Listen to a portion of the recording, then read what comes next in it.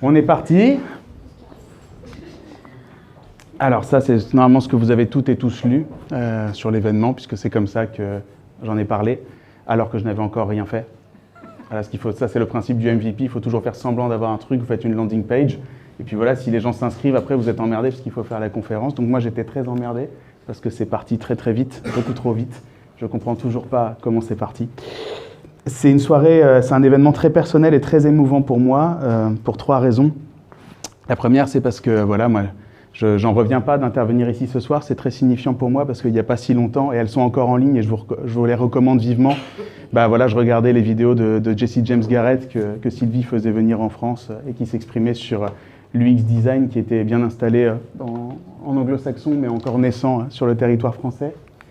C'est aussi très personnel pour moi parce que en fait, une vie, c'est façonnée par des rencontres et par des personnes qui vous inspirent et qui vous donnent vos chances dans différents moments. Et il y a 3 personnes qui ont énormément compté pour moi et sans lesquelles je ne serais pas le designer que je suis aujourd'hui. Elles sont toutes les 3 là ce soir. Donc voilà, donc ça c'est...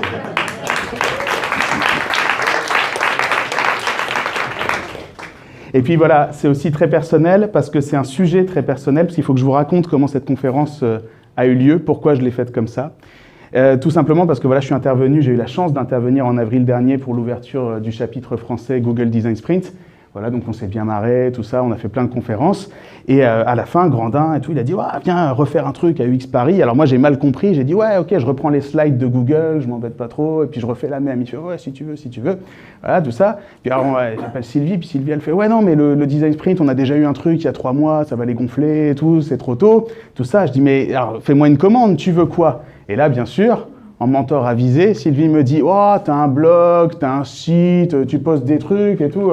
Parle de ce que tu veux, tu vas bien nous trouver un sujet. Voilà.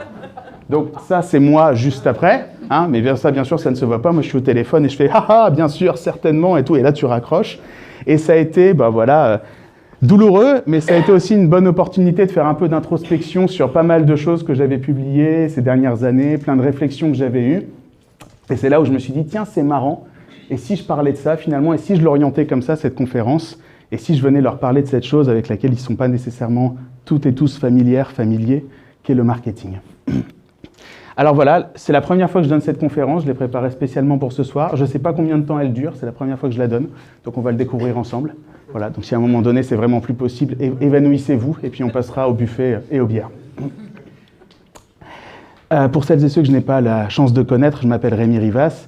Je suis cofondateur de Ignited Kingdom, qui est un cabinet de conseil en accompagnement stratégique, notamment dans la modélisation et l'exécution de stratégies d'innovation. Voilà, donc je travaille avec Mathias Abromowicz, qui est juste à côté, que vous pourrez aller voir après cette conférence, qui vous apprendra plein de trucs. Et voilà, donc nous, on a 3 grandes activités. On a l'habitude de définir ce qu'on fait en 3 grandes choses. La première, c'est d'accompagner en fait des grands groupes, des grandes organisations de toute nature dans leurs projets de conception, donc concevoir des nouveaux produits, des nouveaux services, qui soit réellement efficace, qui soit réellement impactant au service de quelque chose. Donc nous, on modélise et on accompagne pour ça. On aime beaucoup former, aussi passer, donc on accompagne Station F, l'École 42, Polytechnique et HEC Paris dans l'accompagnement des projets d'innovation type start-up qui sortent de chez eux. Donc voilà, on essaye une nouvelle fois de donner des outils et de la méthode. Et puis aussi, ponctuellement, on fait des formations où on anime des ateliers coopératifs dans lesquels il y a différentes personnes qui travaillent dans la conception de nouveaux produits, nouveaux services. Ça, c'est le genre d'activité qu'on fait au quotidien. Et je dois commencer cette conférence en vous faisant un aveu, en vous faisant une confession, mais qui pourra redonner de l'espoir peut-être à certaines personnes dans cette salle ce soir, puisque je n'ai pas toujours été designer. Voilà, je le confesse, avant j'exerçais une profession honteuse, et je couperai le moment de cette vidéo pour que ma mère ne le sache pas, mais avant, je faisais de la publicité. Je suis désolé. Donc j'ai conçu des campagnes de communication, j'en ai exécuté, j'ai même vendu de l'espace publicitaire. Voilà. Et normalement, maintenant que je viens de vous dire ça, là, à ce moment précis, vous avez arrêté de m'écouter. Et c'est tout à fait normal. Parce que quand je vous ai dit que je faisais de la publicité, vous avez logiquement pensé à ça. Et je ne peux pas vraiment vous en vouloir. Je ne peux pas vraiment vous en vouloir parce que pendant très longtemps, quand Internet s'est développé, on a cru que le pire de ce que la publicité avait nous donné, c'était ça. Quand en fait, on est juste en train de se rendre compte que c'est ça. Et probablement encore d'autres trucs dont on n'a pas entendu parler. Et donc, est-il légitime de faire confiance à la publicité et au marketing au XXIe siècle?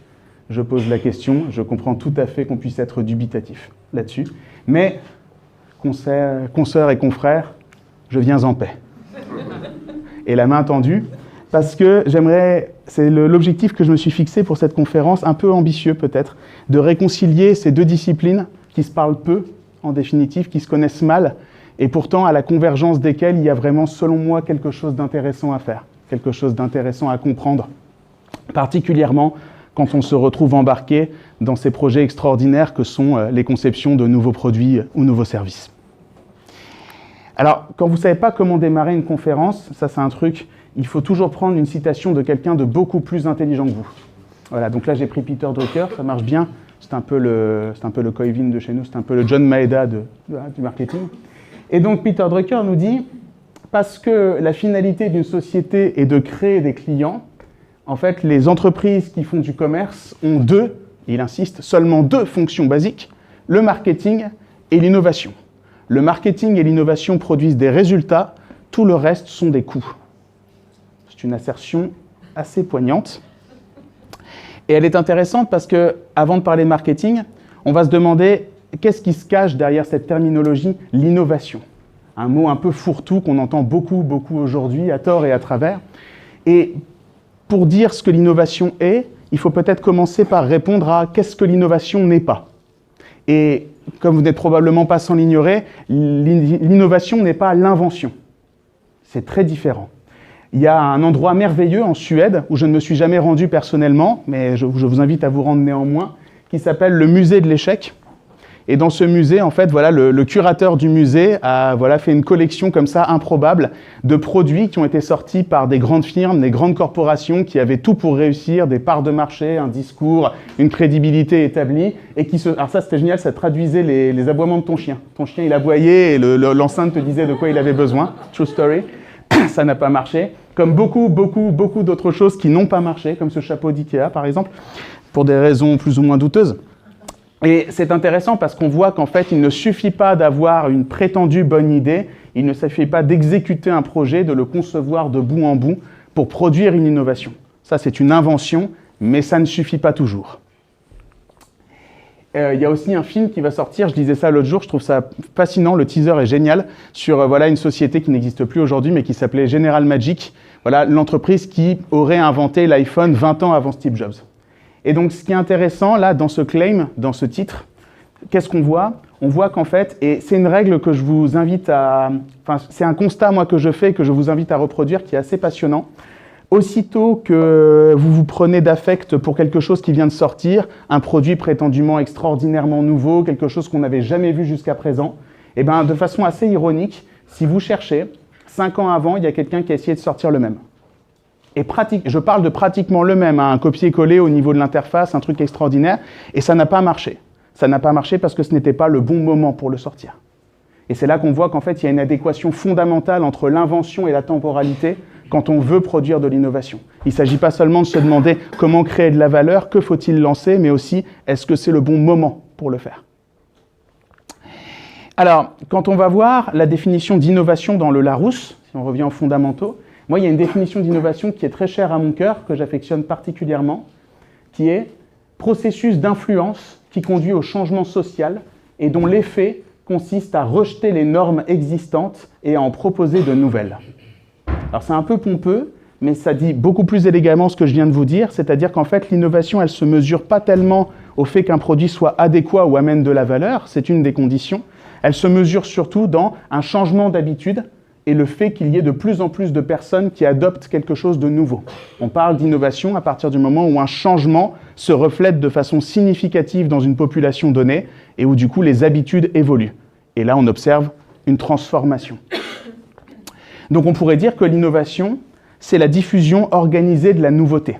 Vous créez de nouvelles choses, de nouveaux produits, de nouveaux services, de nouveaux patterns, que sais-je, et en fait, on va voir si, oui ou non, les gens s'en servent, si oui ou non, ça trouve sa place dans la vie des gens, si oui ou non, les gens l'adoptent.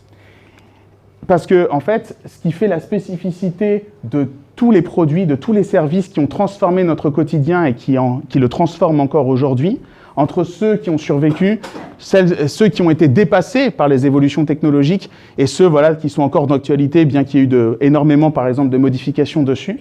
In fine, ce qui a été le facteur clé de succès, enfin du moins l'un des facteurs clés de succès à un moment donné, c'est qu'on le juge suffisamment digne d'intérêt pour en informer autrui. On est tombé sur quelque chose de nouveau, quelque chose qui était suffisamment différent, qui amenait suffisamment de valeur pour en parler. Et en parlant et en le montrant, on a donné l'opportunité à d'autres personnes de nous imiter, d'adopter quelque chose de nouveau. Et en fait, voilà, il faut imaginer ça comme une boule de neige, là, cette fameuse boule de neige qu'on fait dévaler du haut de la montagne, et qui gagne peu à peu comme ça en vitesse, en masse, jusqu'à un moment donné où il y a suffisamment de personnes qui en ont entendu parler pour que ça devienne un phénomène, quelque chose d'identifiable. Et alors c'est intéressant parce que cette notion en fait de popularisation d'un usage, je la trouve systématiquement dès que je fais le rétro-engineering de quelque chose qui a été une innovation. Alors moi j'aime beaucoup sortir ces 4 pages-là parce qu'elles sont très moches. Donc comme ça, j'ai des étudiants qui complexent, moi ils viennent me voir en disant « Ah, ma landing page est moche et tout ». Je fais « Non, ça c'était moche, d'accord ? Ça c'était Amazon au lancement, c'était très moche. Ça c'était Google, c'était affreusement moche. Ça c'était Twitter, c'est à gerber, disons-le honnêtement, d'accord ? Et pourtant, ça n'a pas empêché le produit de réussir, ça n'a pas empêché le service d'être adopté, de délivrer quelque chose de nouveau. Par contre, souvent, et c'est un peu plus caché parce que c'est moins glorifié, c'est moins dans la mythologie ambiante, eh ben, sur la route d'un produit, sur la route de l'adoption d'un produit ou d'un service, il s'est passé quelques petites choses assez étonnantes, ma foi, notamment une petite histoire que j'ai importée pour vous, sur une technologie qui date d'avant le web. So, this book that I have in my hand is a directory of everybody who had an email address in 1982. Actually, it's deceptively large. There's actually only about 20 people on each page because we have the name, address, and telephone number of every single person. And in fact, everybody's listed twice because it's sorted once by name and once by email address. Obviously a very small community. There were only 2 other Dannys on the internet then. I knew them both. We didn't all know each other, but we all kind of trusted each other. And that basic feeling of trust sort of permeated the whole network. And there was a real sense that we could depend on each other to do things. C'est un témoignage que je trouve particulièrement poignant quand on voit l'impact de l'email dans le monde d'aujourd'hui, quand on voit la façon dont, je pense, est-ce qu'il y a des gens qui ne se servent pas de l'email au quotidien dans cette... Voilà, levez la main si vous êtes là. Il en reste peut-être, ils ne sont pas là ce soir.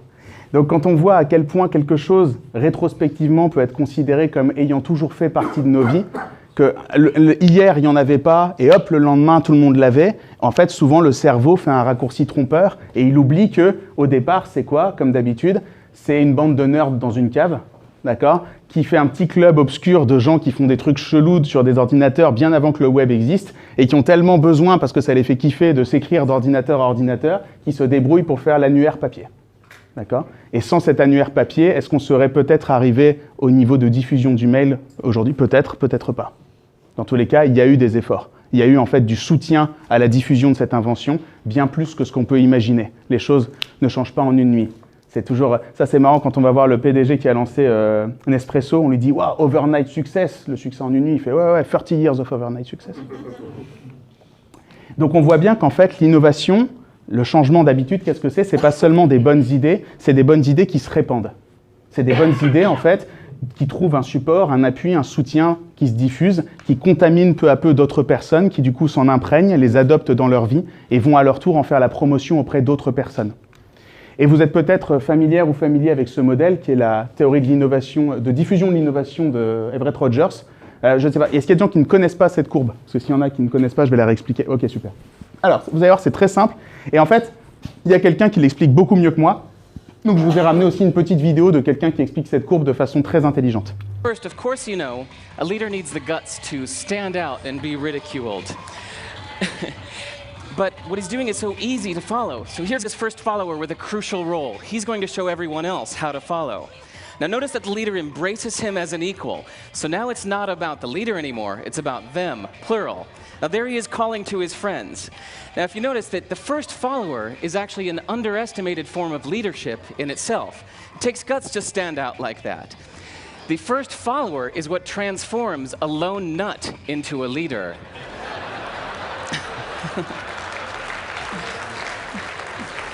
And here comes a second follower. Now it's not a lone nut, it's not two nuts, 3 is a crowd, and a crowd is news. So a movement must be public. It's important to show not just the leader, but the followers, because you find that new followers emulate the followers, not the leader. Now here come 2 more people, and immediately after, 3 more people. Now we've got momentum. This is the tipping point. Now we've got a movement. So, notice that as more people join in, it's less risky. So those that were sitting on the fence before now have no reason not to. They won't stand out, they won't be ridiculed, but they will be part of the in crowd if they hurry. So, over the next minute, you'll see all of the those that prefer to stick with the crowd, because eventually they would be ridiculed for not joining in. And that's how you make a movement. Donc c'est une vidéo très drôle, mais qui illustre un phénomène qu'on connaît tous et toutes. Et donc si je reviens sur le schéma, hop, voilà. Donc en fait, quand vous lancez une innovation, de quelque nature qu'elle soit, sur un marché, un phénomène qui se reproduit assez fréquemment, qui n'est pas systématique, mais très fréquemment observé, c'est qu'en fait, quand vous sortez quelque chose de nouveau, vous n'aurez l'attention que d'une minorité experte du segment que vous visez, parce que ces gens-là sont tellement concernés par le problème que vous voulez résoudre, ils sont tellement à l'écoute des nouvelles solutions, qu'ils vous donneront une chance, même si personne ne vous connaît et que vous sortez d'une cave. Parce que sur un malentendu, ça pourrait être utile. Donc ces gens-là, de toute façon, vont bidouiller, et ils vont tellement bidouiller qu'ils vont peut-être même faire un annuaire des gens qui ont un email pour s'écrire entre eux, alors qu'il n'y a aucun intérêt de s'écrire, mais c'est parce que ça les fait kiffer d'être en train d'écrire des mails et de se les envoyer, en fait. Et ce qui se passe fréquemment, c'est que si ces gens-là valident votre principe, valident ce que vous apportez, d'autres personnes, eux, vont s'inspirer de ce qui se passe dans le cadran rouge, on en a ici, et à la place vont imaginer comment créer des bénéfices et comment créer de la valeur avec cette nouvelle chose. Et là, donc du coup, ça va prendre plus de temps, ça va devenir quelque chose qui va être popularisé, non plus pour ce que ça est dans l'absolu, mais pour ce que ça apporte. Et au bout d'un moment, et ça se fait sur des années, si vous lancez une start-up, ce mouvement-là, il peut se faire sur 3, 5, 6, 7 ans, ça peut être très long. Au bout d'un moment, vous allez arriver en fait vers le marché de masse.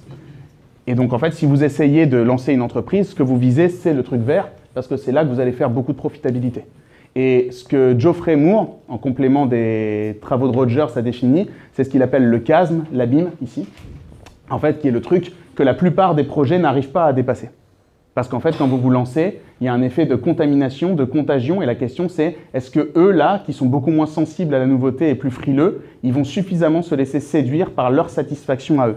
Parce que la vérité, et c'est assez fou, c'est qu'en fait, à l'exception du segment rouge qui teste tout ce qui sort, par pur intérêt, tous les autres segments n'achètent que la satisfaction du segment précédent.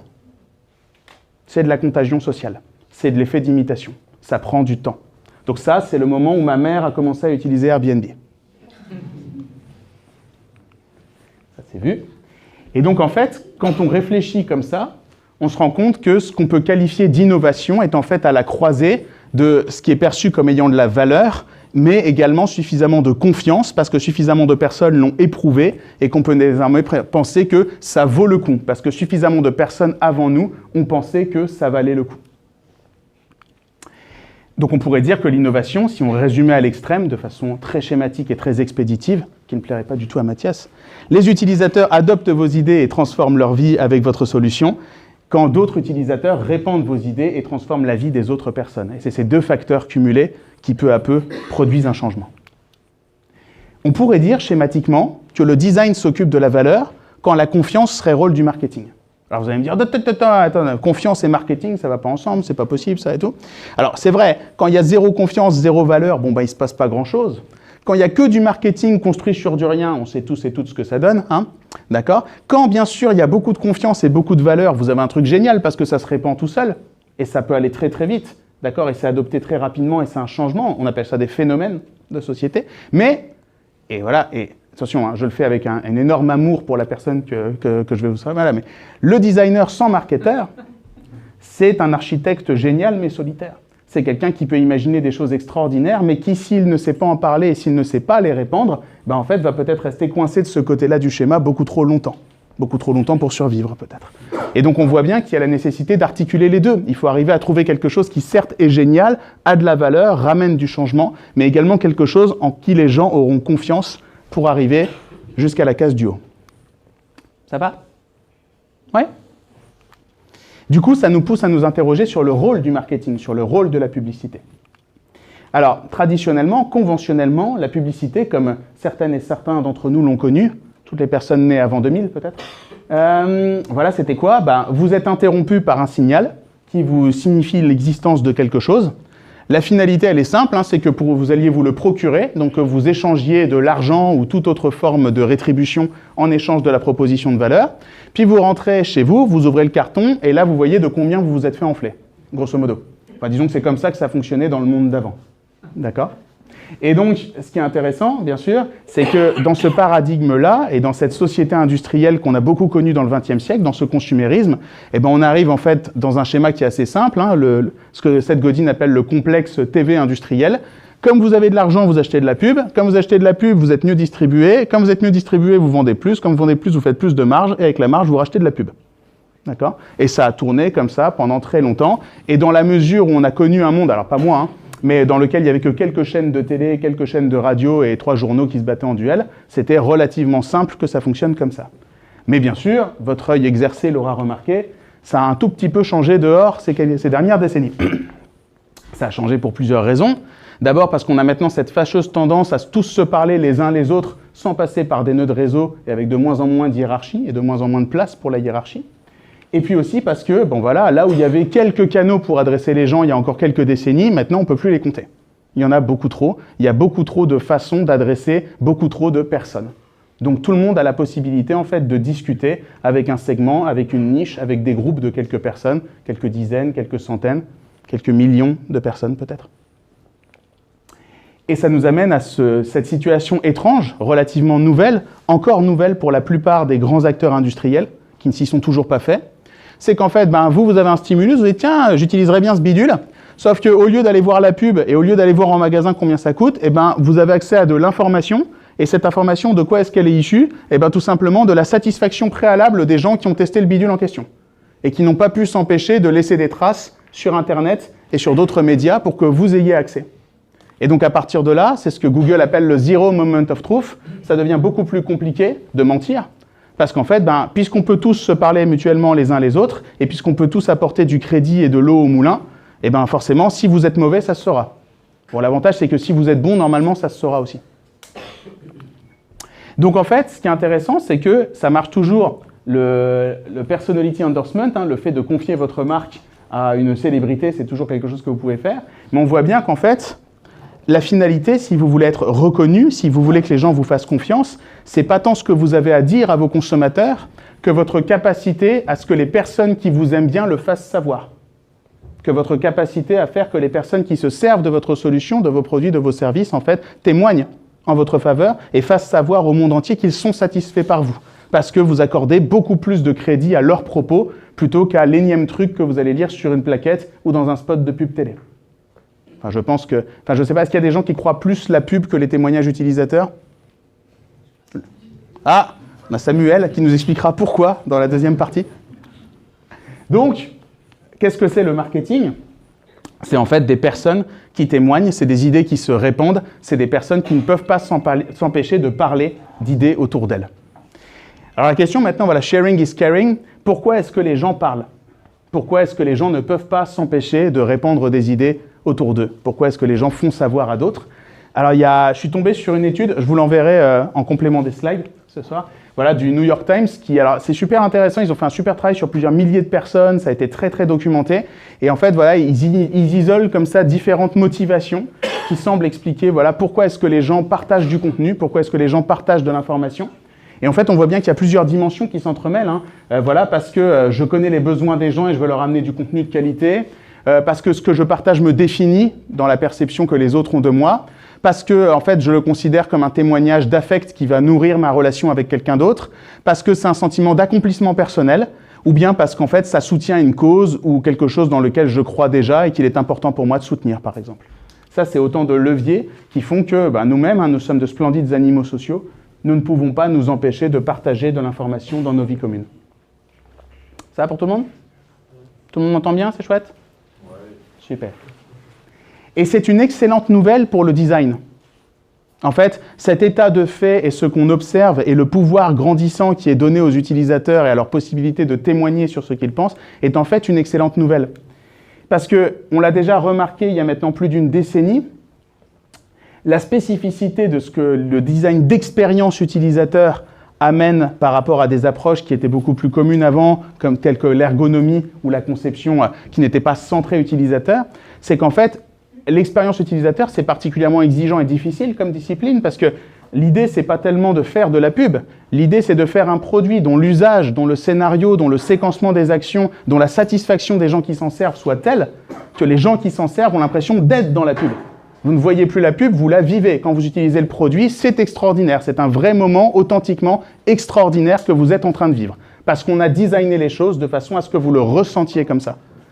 Et donc, on voit bien que déjà, cette dimension perceptuelle, cette dimension d'émotion de ce qu'on ressent quand on voit face au produit, c'est quelque chose qui a été grandissant et qui a été de plus en plus intégré dans la plupart des méthodes, des démarches que suivent les professionnels ici, je pense. Et ce que je voudrais vous montrer ce soir, c'est, selon moi, ça sera ma thèse, l'intérêt qu'il y a à considérer en fait 3 grandes dimensions fondamentales quand vous êtes en train de penser un nouveau produit, un nouveau service, ou bien tout simplement la réinvention d'un produit ou d'un service. La première de ces dimensions, elle est presque trop évidente. Qu'est-ce qu'on va mettre comme fonctionnalité et qu'est-ce que le bidule va permettre d'accomplir pour pouvoir apporter de la valeur aux personnes? La deuxième, on commence à être familier avec ça. Pourquoi est-ce que émotionnellement, en termes de perception et de ressenti dans un contexte d'usage, ça sera un grand moment qui va me laisser des souvenirs durables et vraiment un affect et des habitudes d'usage? Mais il y en a une troisième qui est peut-être encore un peu trop négligée, c'est pourquoi je vais en parler à d'autres. Quand je me sers de ce truc, qui fait exactement ce que je voulais qu'il fasse, voire mieux, et qui le fait d'une façon qui me ravit, en fait, finalement, qu'est-ce qui va m'amener à répandre ce truc autour de moi?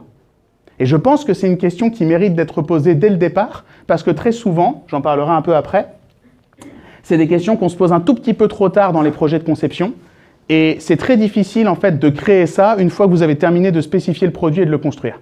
Quand on le rajoute comme un truc en rab, généralement, on a une vidéo après, ça donne de mauvais résultats.